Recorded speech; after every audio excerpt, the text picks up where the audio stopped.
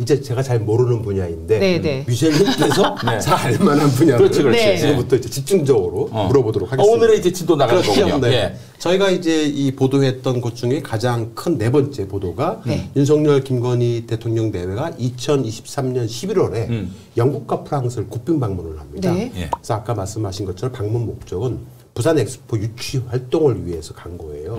그 당시에 대통령실에서 대통령 대회가 불철주야 엑스포를 유치하기 위해서 눈꽃을 새 없이 바쁘게 지내고 계시다고 분초 단위로 했는데 사람들 만나고 막. 네. 예. 그랬는데 그 시각에 네. 11월 24일 저녁에 기업 총수들하고 2차에 거쳐서 폭탄술을 말아 마시고 술에 떡이 돼서 누워있는 그 시각에 네. 김건희 씨가 이 성형외과 원장하고 같이 11월 25일 날 루이비통 재단에 간 거죠. 아침에. 예. 네. 진짜 아니 이게 믿어지지가 않아가지고 진짜 얼핏 보면 거짓말인 줄 알겠어요. 그럴 정도예요. 그래서 저희가 그 정 PD의 뉴스피드라는 월요일 방송을 통해 가지고 박동만 씨의 명함을 공개했어요.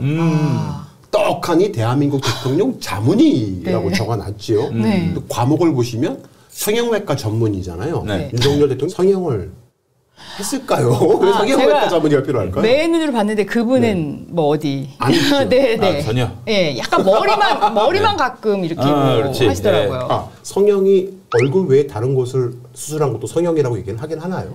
그쵸? 예. 그래요? 예. 근데 머리 정도 뭐 가슴 성형 뭐 이런 거. 예, 그렇구나. 네. 모발도 완전 이식은 안 시고 가끔 뭐 가발 같은 거 붙이는 것 같으시던데요. 이제 뭐 저 배 성형을 했나? 배 나오고. 근데 이분은 얼굴 성형 전문이거든요. 어. 네, 대한민국에서 꽤 유명한 그러니까. 정말 성형외과의들조차도 존경할 정도로 성형 기술이 남다른 그런 사람으로 알려져 있어요. 신사동 사거리가 성형외과가 좀 많죠. 많죠. 메카지 메카. 거기가 왜 메카가 된 거예요? 뭐 일단 처음에 아마 유명한 몇 개가 있었던가 봐요. 사실 네. 제가 이렇게 생겼지만 저는 네. 성형을 많이 하지 않았어요. 알아요. 네. 전혀 자연미인. 네. 미셸님은 자연미인이에요. 네, 네. 아니 완전 제가 나이를 먹고 이제 최근에 유튜브 다시 시작하면서 저도 네. 좀 해보니까 아 이게 한 번 하기 시작하면 되게 욕심이 생기기도 하고 한 번 하면 또 하고 또 하고 그러는가 보죠, 보통? 그게 보니까 처음에 그랬어요. 저보고 여기가 이제 뭐 이렇게 이제 나이 들어가니까 꺼지니까 만약 채우게 되면 그러면 반대로 코나 이마가 낮아 보인다는 거예요. 아. 그러면 또 다른 데 계속 해야 된대요. 그래서 제가 어렸을 때는 저는 뭐 저한테 별로 뭐 불만이 없어서 놔뒀다가 최근에 이제 어린 친구들이랑 하려다 보니까 네, 그러면서 들어봤더니 네. 그쪽에 워낙부터 잘 나가던 몇 개가 모여 있으면서 점점 모여들었나 보더라고요. 근데 이제 원래 이분이 그 신사동 사거리 거기서 비호 성형외과라고 의사 4명과 함께 동업을 했던 거예요. 애초에. 네. 네. 근데 이 사람이 거기서 가장 잘 나가는 의사였나 봐요. 오. 그리고 이분이 그 당시 거기 비호 성형외과를 개업했을 그 당시가 윤석열 대통령이 검찰총장으로 임명될 그 시기. 그때쯤이에요. 예. 그래서 제가 취재를 해보니까 네. 흔히 말하는 그 청담동이라든가 강남에 좀 잘 사는 사람들은 유명한 검찰총장감 되실 분의 와이프의 성형을 해줬다. 라는 소문이 나기 시작을 하는 거죠. 그러면서 거기로 많이들 사람들이 몰려갔다는 얘기도 있기는 해요. 네네네. 거기서 돈을 많이 번 것 같아요. 그래서 작년에 2023년 8월에 그 신사동 사거리 대각선 맞은편에다가 네. 박동만 성형외과라고 자기 본인의 이름 걸고. 간판을 걸고 새로 개업을 했어요. 예. 뽀빠이 하기 싫은 거죠. 4분의 1이 나누기 싫은 거지. 예. 아 그렇구나. 이분이 가먹겠다, 자랑스럽게 네. 본인의 프로필에 현 대한민국 대통령 자문의라고 이렇게 적어놨잖아요. 예. 아까 말씀드렸던 네. 비호 성형외과 원장이었다. 저 본 것 같기도 하다. 비호. 되게 유명해요. 네. 근데 이분이 아까도 말씀드린 것처럼 다른 성형외과 의도 이분을 존경할 정도로 굉장히 성형외과 기술이 뛰어나신 분인데 특히 안면 거상술, 귓볼 수술 그런 거에 아주 뛰어난 주름 성형. 그렇죠. 주름 성형. 예. 안면 거상술, 주름 성형 이런 거에 이런 거죠. 한마디로 얘기해서 이게 이렇게 하면 좀 쭈그러드는데 쫙 펴가지고 네. 쫙 펴가지고 이렇게 해서 주름이 없게 보이는. 그렇죠. 네. 흉하네요. 쫙 피면 네.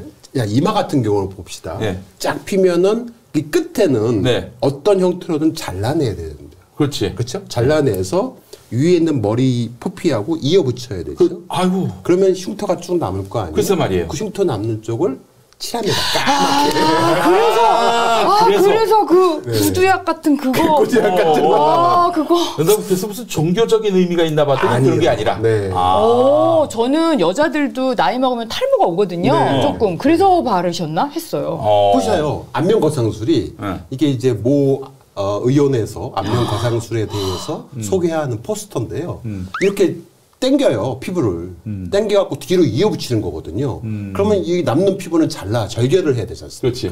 그러면 그 부분은 어떤 형태를 감춰야 되거든요. 그렇지. 그게 기술인 거예요. 그러니까 귀 밑으로 넣는다든가 아니면 머리 끝으로 넣는다든가 그럼 그 부분들을 절묘하게 잘 안 보이게. 절대로 저걸 못하겠네. 그 머리를 짧게 자를 수가 없겠어. 그렇죠. 네.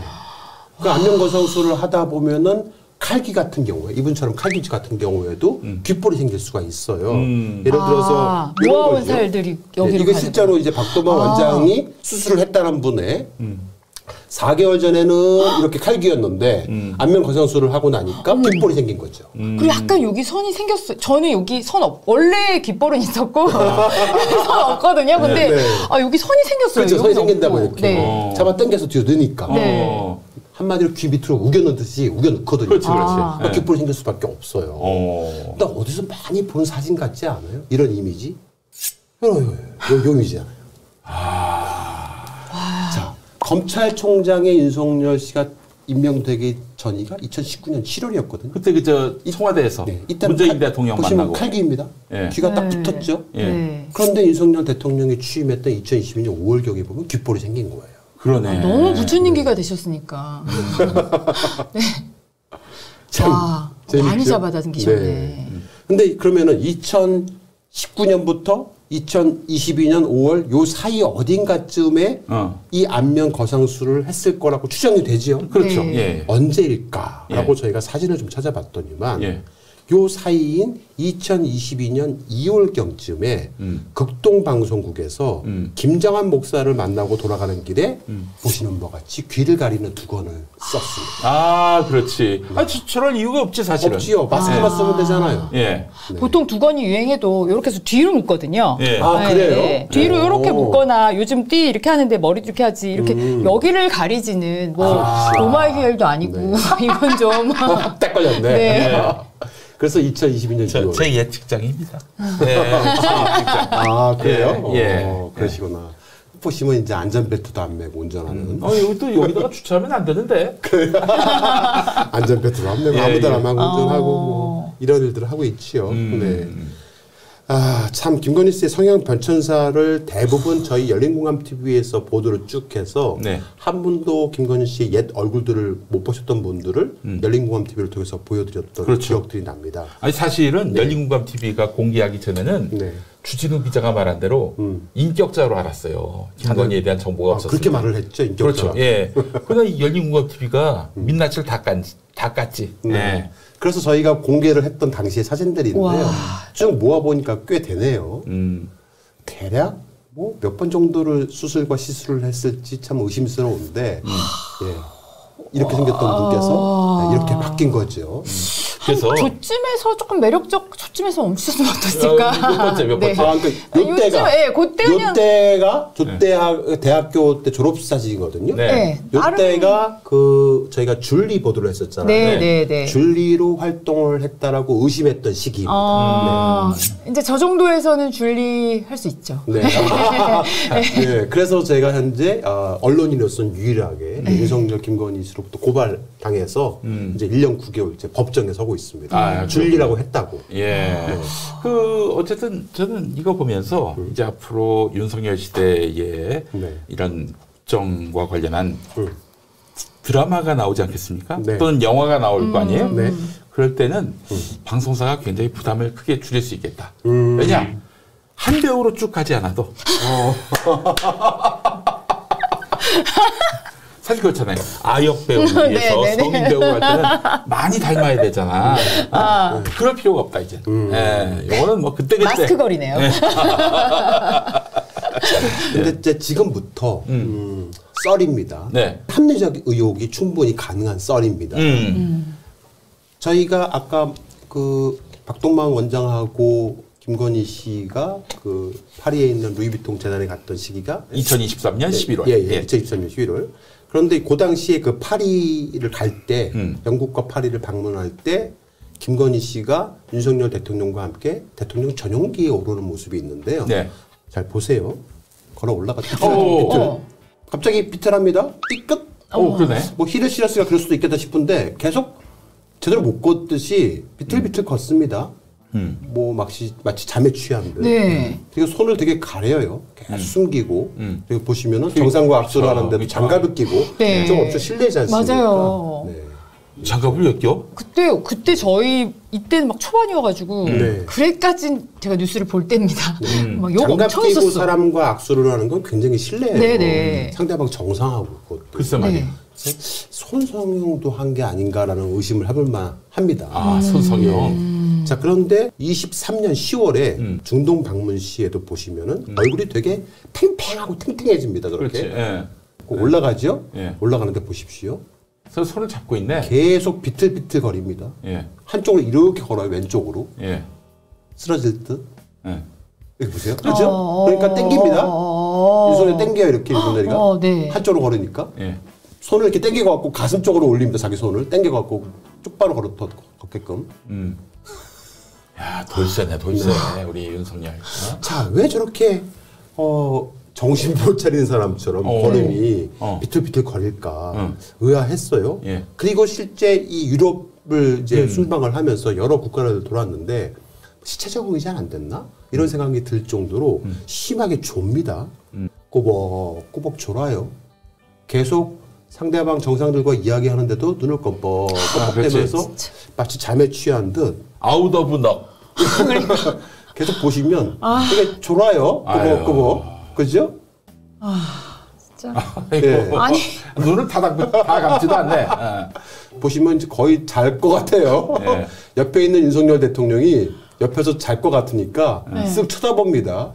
애국가 부르는데 애국가를 부르는 건지 잠을 자는 건지 마치 뭔가에 취한 듯 정신을 못 차립니다. 예. 꾸벅꾸벅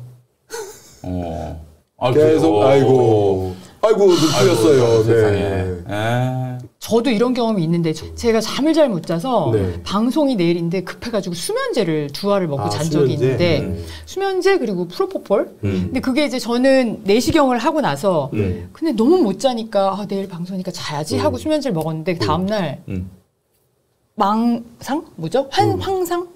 그런 게 환청 막 이런 거 제가 이랬거든요. 그래서 그때 저를 본 친구들이 술 마시고 들어온 줄 알았다고 그리고 잠이 안 깬 모습이었다고 그랬거든요. 자, 이게 예뻐지고 싶고 젊어지고 싶은 거야 여성분들의 욕망이기도 하죠. 그럼. 네. 네. 성형수술이 나쁘다는 건 아니에요. 네. 요즘은 뭐 성형이 그냥 미용 중에 하나이기도 하니까 네. 많이들 하기도 하고요. 그렇죠. 예. 네. 문제는 성형을 하게 될 경우에 오는 부작용들이 있거든요. 예. 그러니까 아까 우리 미사님이 말씀하신 것처럼 코도 하고 싶고 네. 볼도 하고 싶고 이마도 하고 싶고 네. 여기저기 하고 싶다면 횟수가 증가할 거 아니에요. 증가하면 나중에 근데 심해지면 맨살을 정신 차리고 있는 사람을 찢을 수는 없지 않습니까? 그렇죠. 예. 어떻게 해야 됩니까? 뭐 마취제 같은 거 넣어야 되는 거 아니에요? 그거예요. 마취제예요. 수면 마취를 한단 말이죠. 그 수면 마취가 보통 우리 우유 주사라고 들어보셨습니까? 네네네. 우유 주사, 예. 프로포폴이라고 예. 그걸 맞춥니다. 예. 근데 이게 굉장히 절제해서 투약을 해야 돼요. 그렇지. 프로포폴이라는 게 자칫 잘못하면 생명의 위험을 오. 촉발시킬 수가 있습니다. 예. 그러니까 성형과 피부과적 시술을 무분별하게 많이 받는 경우에 도파민이 이 조절 기능이 마비가 되면서 도파민이 과다 방출이 된대요. 네네. 그래서 황홀감. 그래서 저 좀 약간 좋아요. 이거를 그 성인들은 다른 말로 하죠. 예. 네. 황홀감을 나쁜다고. 네. 제가 그래가지고 자꾸 내시경을 되게 자주. 에이, 그러면 안 되지. 그러면 안 되지. 아니, 위가 좀, 진짜 위가 안 좋아서 가기도 하는데, 제가 어느 순간인가는 한번 거기서 양 조절을 잘못하셨는지 침대에서 떨어졌어요. 하늘을 나는 것처럼. 예. 이제 일어나라고 하셔가지고, 그 내시경 하고 나서 그랬는데 그대로 걸어가지고 뚝 떨어진 적이 있었거든요. 근데 그게 그 말씀하시기를 본인이 지금 체력이 완전히 되어 있지 않은 상태에서 내시경을 또 하셔가지고 그렇다. 이 수면제가 심하게 들어가서 그렇다고 그래서 했어요. 이 프로포폴을 잘못 맞으면은 뭐 별별 사람들이 다 있는데 어느 한 성형외과 전문의한테 물어봤더니만 여러 사례를 말을 하시는데 어떤 분은 절에서 벌떡 일어나갖고 희죽희죽 웃으면서 걸어다니는데요. 네. 그래도 어떤 분은 옷을 막 벗기도 하고 아이고, 이런. 별별 일들이 많이 벌어져요. 그러니까 수면 마취에 필요한 성형과 피부과적 시술을 무분별하게 많이 받는 경우인데 황홀감 때문에 그 기억을 못 잊어가지고 의사한테 맞춰달라. 돈 줄게. 그건 마약이지. 네. 그건 마약이야, 그거는. 근데 정상적인 병원에서는 돈을 낸다고 해도 해주지 않거든요. 그렇지. 네. 그런데 대한민국 만약에 이게 썰입니다. 대한민국 만약에 최고 권력자가 의사에게 나 이러이러하니까 프로포폴 좀 놔줘라고 하면 그걸 거역하기 쉽지 않지. 의사가 있을까라고 생각이 좀 들어요. 그런데 왜 유럽 순방을 가는데 왜 성형외과 의가 쫓아갑니까? 이해를 할 수 없어요. 그 와중에 성형을 할 시간도 없을 뿐더러. 그리고 그 11월 25일 문제에 박동만 원장과 함께 파리에 있는 루이비통 재단에 방문했던 그날 김건희 씨가 쓰러졌다는 후문도 있어요. 아니 실제로 그 지난주에 서정필 기자가 박동만 원장한테 질의를 했잖아요. 쓰러졌는데 이건 어떻게 된 거냐. 일십 읽었어. 답이 없어요. 지금까지도 조용해. 제발 좀 고소 좀 해라. 아니면 아니라고 하건 할 텐데. 제발 대통령실에서 이거 지금 40만 명이 넘게 봤으니까 좀 문제 좀 일으켜라. 우리는 지금 이제 후속 보도를 하려고 준비하고 있으니. 근데 박동만 포함해서 대통령실도 전혀 응답을 안 하고 있는 상황이 이거는 어느 언론도 얘기 안 해. 조용해. 영부인이 쓰러졌다. 더구나 루이비통 매장에서 하면은 뉴스가 될 만한데. 다 조용해. 야, 그 이상한데요? 아니, 너무 조용해. 아니. 이렇게 보도를 했으면은, 뭐, 사실, 의혹적이라도 막 고소고발을 해가지고, 보도하는 그 매체들 입틀막을 하는 윤석열 정권 아닙니까? 근데 지금, 누구보다도 가장, 그 보호를 받고 있는, 그래서 방심이나 이런 데서, 근데 김건희 언급만 해도 바로 그냥, 제재를 때리잖아요. 여사만 안 붙여도. 여사 안 붙여도. 그런데 지금, 그 루이비통 거기 가서 쓰러졌다 이렇게 보도를 했는데도 불구하고 열린공감TV에 대해서는 답변도 안 하고 제재도 안 가고 이해가 안 가. 우리 예전에 그 여러 가지 뭐 줄리 의혹 보도라든가 그런 걸 했을 때를 감안을 해보자면 때쯤이면 압수수색이 들어와야 되거든요. 그렇지. 아니면 어떤 형태로든 고소고발이 남부해야 되는데 너무 조용해. 남양주라 멀어서 안 오는 거 아닐까? 그때도 남양진도 왔는데. 그랬어요? 요거는, 털어봐야 내가 좋을 게 없다. 이거는, 찔러봐야. 그렇지, 그리고, 뭐, 파면 증거가 나온다. 이러니까 안 하는 거 아니겠어요? 너무 조용해서, 진짜. 아유, 너무 졸립다. 진짜. 어떡해. 내가 대신 찾고 싶네. 너무, 아니, 근데 한국을 대표하고 국모의 자리로 저렇게 가셨는데, 진짜. 근데 대한민국 역사상. 이런 일들이 있었었어요. 그것도 대통령이. 대통령이? 누구냐? 바로 박근혜 전 대통령. 이 양반. 이게 그 세월호 당일날 병원이 휴진했다더니만 프로포폴 사용 기록이 포착이 됐던 당시의 특정 보도였습니다. 세월호 당일날. 그 뒤늦게 나와가지고 그 왜 조끼는 어디다 두고 조끼 입었다면서 어떻게 뭐 아무도 구조를 못했습니까? 그랬었었죠. 봉탕 두드리는 소리를 했었지. 세월호 참사 당일날 프로포폴을 사용한 기록이 포착이 됐던 거예요. 세월호만 생각하면 너무 마음이. 근데 이 프로포폴을 맞았기 때문에 뭐 사실 이런 것도 탄핵이 굉장히 중요한 하나의 어떤 명분이 됐습니다. 그렇죠.